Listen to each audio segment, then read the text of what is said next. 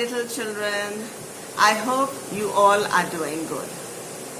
Today, I'm going to narrate to you a story from the tales of Akbar and Birbal. So, most of us know Akbar was a great ruler of India, and in his court there was a very wise minister named Birbal. So Birbal was very smart and he was witty, and he always somehow had solutions for all the problems or difficult situations in which the king ever felt. So let us hear the story, which is again, one of those incidents where it was tough to come to a conclusion. So the name of the story is Birbal's Khichdi. Let's begin. One day, Akbar and Birbal were strolling in front of the palace. It was the afternoon time of a chilly winter season. Suddenly, a Brahmin in tattered clothes came near them with folded hands. "What do you want?" asked Akbar. "Your Majesty, please help me," the Brahmin requested with folded hands. "I'm a very poor man. I get no good work to earn more. I spend the little money I earn entirely on food. Now, I'm in the need of 1,000 gold coins for my daughter's marriage. We intend to give some ornaments to our only child. And besides the ornaments, we need to buy clothes and utensils. We must invite some people to take the meals in our house. And so we will have to buy oil, flour, vegetables, spices, for which I need money." "Look, when you have no money at all, why do you want to give ornaments to your daughter? When you cannot afford to buy good food for your own family, why do you dream of giving a party to people?" asked the emperor.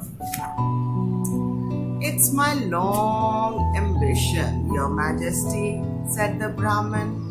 "I am a poor father, but I too have a dream of spending some money for the marriage of my only child. I shall be extremely grateful to you if you could give me one opportunity to earn the money. I now need so much for my daughter's marriage." "Well, I give you an opportunity to earn 1,000 gold coins," said the emperor. "You go and stand in the cold water of the lake in the garden. You will come out of the water only after sunrise tomorrow." Birbal grew anxious. He felt bad that the emperor had become rather harsh with the poor Brahmin. He would not be able to stand in cold water for the whole night and would definitely die. But now the Brahmin looked happy. Accompanied by the guards, he went towards the lake and entered the cold water. "The Brahmin will die of severe cold, sir," said a guard to Birbal. "I don't know," said Birbal. "Perhaps he is very strong in his mind, but the chances of his success are very slim." But next day, much to the happiness of all, the Brahmin was alive and happy and smiling. The sun had already risen. The Brahmin came out of the cold water of the lake successful and victorious. "How have you made such an impossible task possible?" the emperor asked. "It was a tough job. You have done a great feat. I just cannot believe it. Could you tell me your secret?" "There's no secret to it, Your Majesty," said the Brahmin. "I was determined to achieve the success. I asked you, how did you spend your night in the cold water?" said Akbar. Well, I just kept looking at the lights of the palace. I see, Akbar said. So, you got all the warmth you needed from the lights of my palace and did not feel the chill of the cold water and passed the night very comfortably. Well, in that case, I cannot give you any reward. You go home. The Brahmin was shocked to hear this. How can some lights at a distance of 100 yards send any warmth to a man standing in cold water of the lake in the middle of a wintry night? Akbar just wanted an excuse. It was very unkind of him to have deprived the Brahmin of a promised sum. Akbar turned his back and moved towards the palace. The guards looked at one another's face helplessly. Birbal went back home thinking deeply about the Brahmin.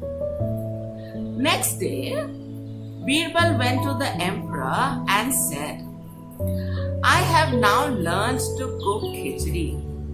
Please come to my residence tomorrow and have the taste of my special khichdi. Akbar was pleased that Birbal had invited him to a lunch party. Next day, Akbar reached Birbal's home. He was accompanied by his courtiers. Birbal welcomed them, offered flowers, while his servants sprinkled some scented water on them. They were led to a big hall furnished with soft pillows and mattresses. Servants stood with giant hand fans. Akbar was smiling all the time. He was pleased that Birbal looked to their comforts. 2 hours had passed and no one from Birbal's house had offered them even a glass of plain water. Akbar was hungry and thirsty too. Where is Birbal? The Akbar emperor asked. Outside in the garden, replied the servant. When I asked you an hour ago, you gave me the same reply, said Akbar. What is he doing in the garden? Excuse us, your majesty, said the servant. He is busy cooking khichdi. Akbar became very angry. He stood up and shouted at the servants. Excuse me, your majesty, said the servant. We have told you just the truth. And the truth is that he is in the garden cooking khichdi. Take us to him, ordered Akbar. The servants led the emperor and the courtiers to Birbal's garden. There, Birbal was putting twigs and wood into the fire underneath a tall palm tree. Where is your khichdi? Asked Akbar. Birbal stood up and quietly pointed his finger towards the top of the tree. A large pot was hanging from the top of a tall palm tree. Akbar and all the courtiers craned their necks to see the pot. What is this? Akbar was wild with anger. We are hungry and you are showing us a big pot tied onto this tall tree? I'm sorry, your majesty, said Birbal.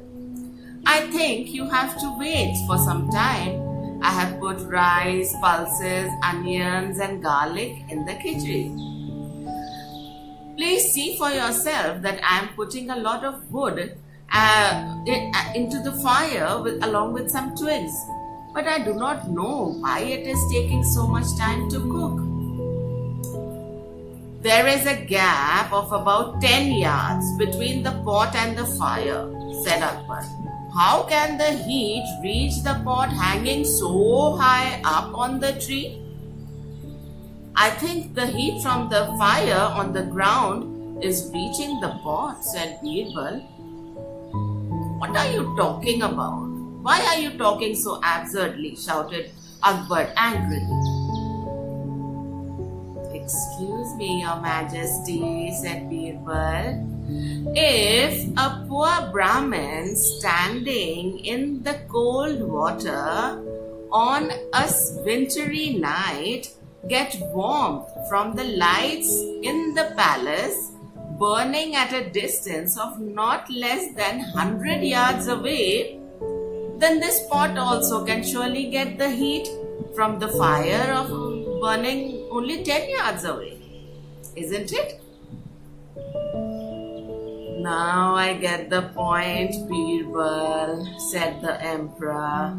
I should not have been so cruel to the old poor Brahmin. I am indeed very sorry. I promised to pay the Brahmin 2,000 gold coins. Send him to me. I must thank you for having brought me to my senses.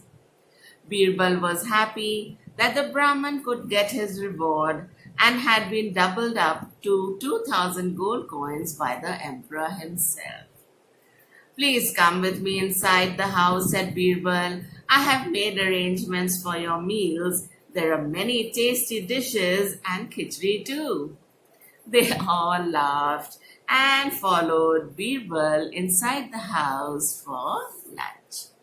So see how clever Birbal was and how cleverly he had put his point across to the king, the emperor Akbar. Okay, so there are a lot of stories of Akbar and Birbal. I'll come up with another one next time. So do take care of yourself and do comment how you liked my stories and share it with your friends. So more until next time, this is Sonu Gandha signing off. Take care.